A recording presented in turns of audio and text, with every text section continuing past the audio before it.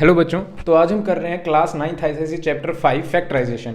तो देखिए, सबसे पहले हम इसका इंट्रोडक्शन पार्ट देख लेते हैं, फिर हम पहले क्वेश्चन की तरफ भी चलेंगे। अब इंट्रोडक्शन पार्ट में ज़्यादा कुछ खास नहीं है, मैं सिर्फ आपके बेसिक्स क्लियर कर दूंगा जो आपने छोटी क्लासेस में भी किए होंगे।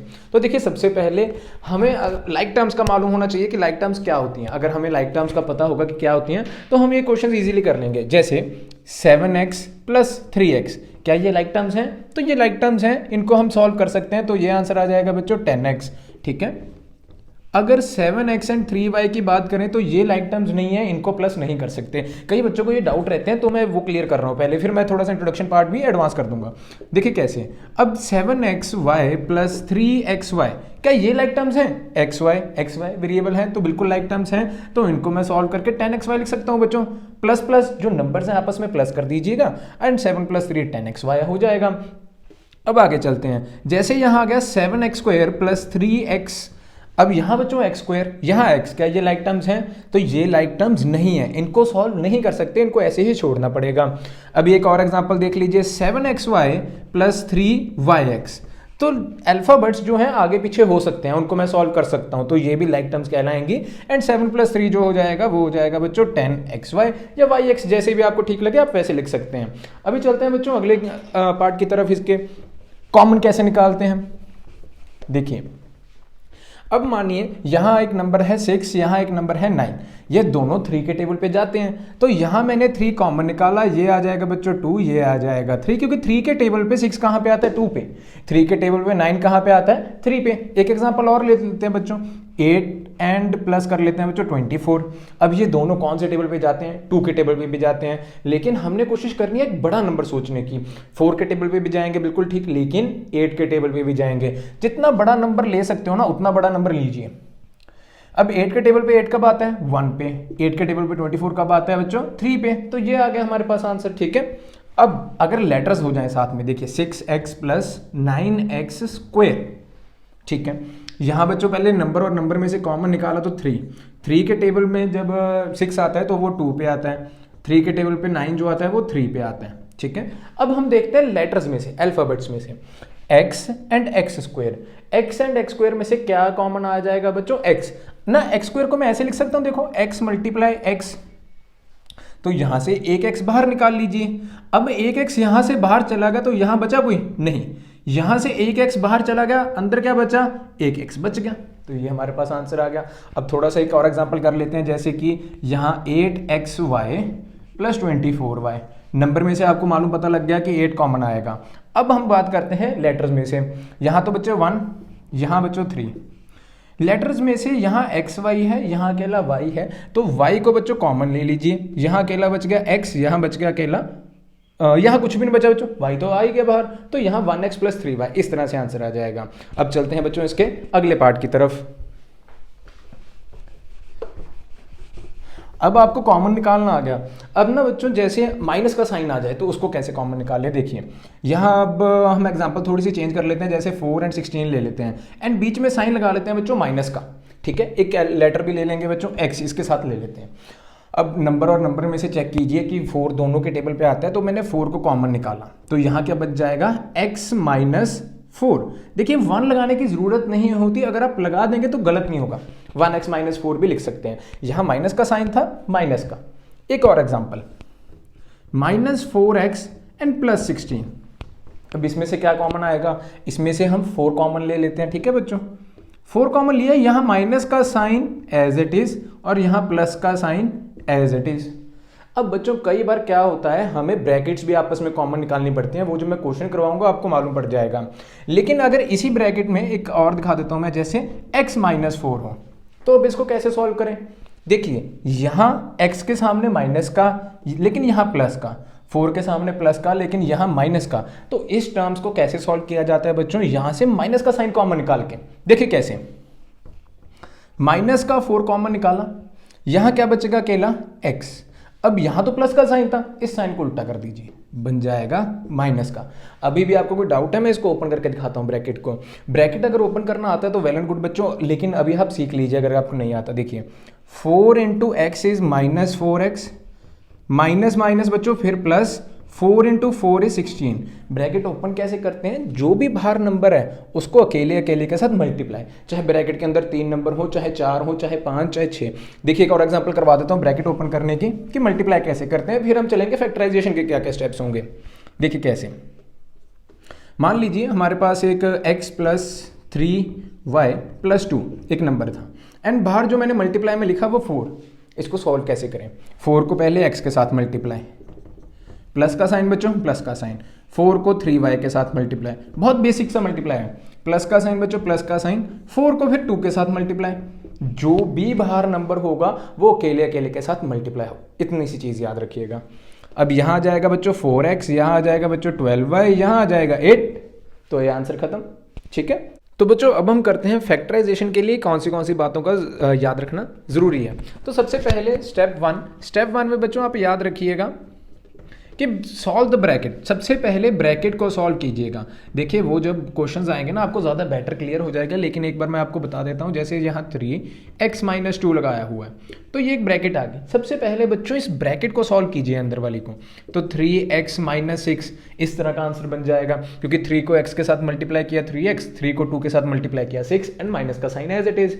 अब बच्चों स्टेप 2 में क्या याद रखिएगा, सबसे पहले तो आपने ब्रैकेट सॉल्व करनी है, then common from the bracket, common within the bracket. इन बातों का बच्चों ध्यान रखिएगा ताकि फैक्टराइजेशन करते हुए हमें ज़्यादा दिक्कत ना आए। जब मैं फैक्टराइजेशन करवाऊंगा आपको ज़्यादा बेटर क्लियर हो जाएगा। फॉर एग्जांपल यहाँ पे हमारे पास नंबर था 5x + 10, देखिए ठीक है। अब यहाँ 5x + 10 था, अब देखिए यहाँ 5 और 10 सेम टेबल पे जाता है, तो हमारा सबसे पहला काम ये होगा कि ब्रैकेट में से कॉमन देखिए, तो यहाँ से 5 कॉमन निकाला, x + 10 नहीं, 5 के टेबल पे 10 कहाँ आता है बच्चों, 2 पे, तो x + 2 आ जाएगा। ठीक है, अब चलते हैं बच्चों स्टेप 3 की तरफ।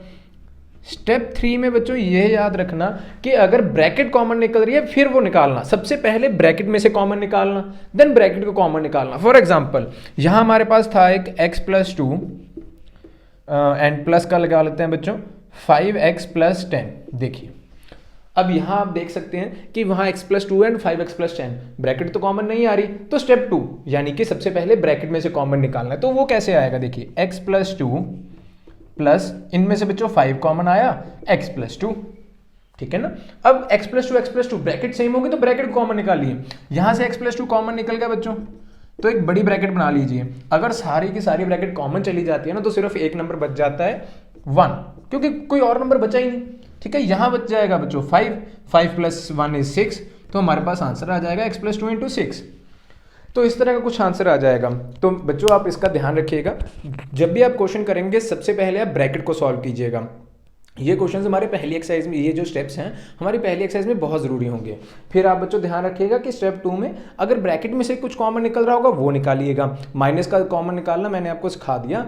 अगर इससे ज़्यादा हम क्वेश्चंस में प्रैक्टिस करेंगे। ठीक है बच्चों, स्टेप 3 में हमें ब्रैकेट्स कॉमन निकालनी होगी। ठीक है, अभी चलते हैं बच्चों इंट्रोडक्शन के अगले पार्ट की तरफ। देखिए इसमें मैं आइडेंटिटी सिखाने जा रहा हूँ। कुछ आइडेंटिटीज आपके पहली एक्सरसाइज में यूज़ होंगी, कुछ 5C में यूज़ होंगे एंड कुछ 5D में यूज़ होंगी। देखिए कैसे, सबसे पहली आइडेंटिटी हम पढ़ेंगे a + b का होल स्क्वायर। तो इसका मतलब होगा बच्चों पहली टर्म, ये होती है पहली टर्म, ये होती है सेकंड टर्म। इसका मतलब ये नहीं होता बच्चों कि a और b ही आपको नजर आएगा, इसका मतलब होगा पहली टर्म नजर आएगी एंड सेकंड टर्म नजर आएगी। a² + b² + 2ab। कुछ टीचर्स इनको ऐसे भी लिखाते हैं a² + 2ab + b²। जहाँ भी बच्चों ये आइडेंटिटी यूज़ होगी वैसे तो आप नोट कर लीजिए, लेकिन बाद में ये जहाँ जिस क्वेश्चन में भी यूज़ होगी मैं साइड पे वो आइडेंटिटी लिख दूंगा ताकि आपको कोई दिक्कत ना हो। देन सेकेंड आइडेंटिटी जो यूज़ होने वाली है वो होगी a - b होल स्क्वायर। ये भी आपने छोटे होते की होगी a² - 2ab and plus b²। That's it, it is another identity. तीसरी आइडेंटिटी जो आपकी 5C एक्सरसाइज में यूज़ होगी वो होगी बच्चों a² - b²। अब इसकी आइडेंटिटी होगी बच्चों a + b a - b। अच्छा, अब इस बात का ध्यान रखिएगा आइडेंटिटी किसी भी तरह यूज़ करनी पड़ सकती है। जैसे ये टर्म दी होगी, हमें इस तरह की एक टर्म बनानी होगी, या फिर इस टर्म से हमें बैकवर्ड इस टर्म में जाना होगा। आपको दोनों तरीके के क्वेश्चन हैं। ठीक है बच्चों, तो इस चीज़ का अच्छी तरह ध्यान रखना। ये आइडेंटिटीज आपको टिप्स पे याद होनी चाहिए। देन हमारे पास 2 और आइडेंटिटीज रहेगी जो अगली एक्सरसाइज में यूज़ होंगी, वो मैं आपको बताता हूँ अभी।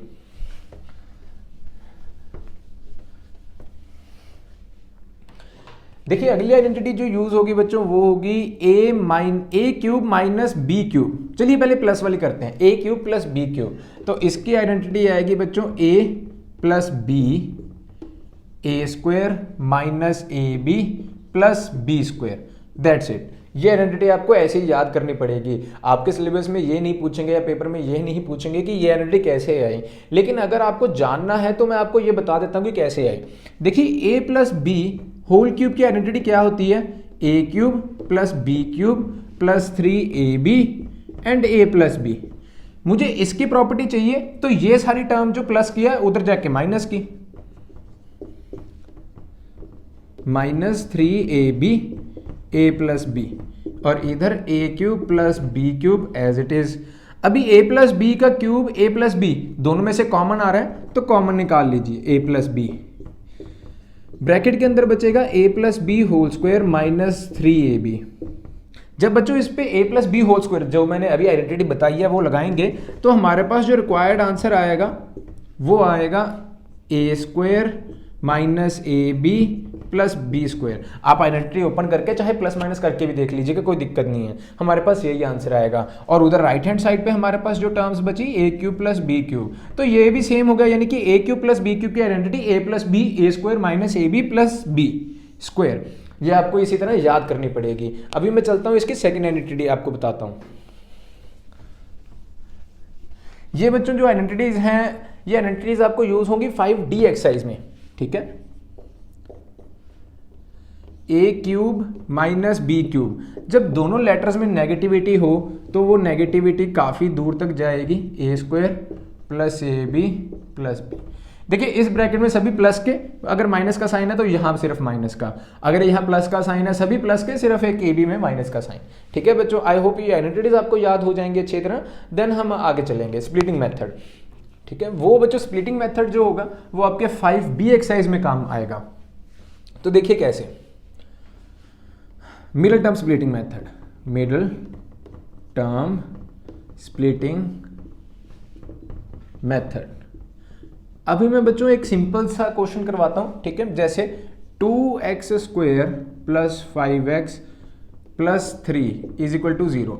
अभी ना आपको दो नंबर्स ऐसे सोचने पड़ेंगे जिनको प्लस या माइनस सम या सब्ट्रैक्शन करके आपको सेंटर वाली टर्म, यानी कि जहां x का वेरिएबल 1 होगा वो नंबर मिले 5, और प्रोडक्ट उन्हीं दो नंबर्स को अगर मैं मल्टीप्लाई करूं तो 2 × 3 जितना होता है। एक बच्चों एक्स स्क्वायर की टर्म एंड एक कांस्टेंट टर्म, जो इनको मल्टीप्लाई करके आंसर आता है वो आंसर आना चाहिए। तो आपको दो नंबर्स ऐसे सोचने हैं जिनको मल्टीप्लाई करें तो आंसर 6 आए, एंड उन्हीं दो नंबर्स को प्लस करूं या माइनस करूं, वो कंडीशंस मतलब कि वो जरूरी नहीं है कि प्लस ही होना चाहिए, ठीक है। आप माइनस भी कर सकते हो उन दो नंबर्स को, उन्हीं दो नंबर्स को प्लस या माइनस करके हमारे पास आंसर 5 आना चाहिए। तो ऐसे दो नंबर्स हैं 2 और 3।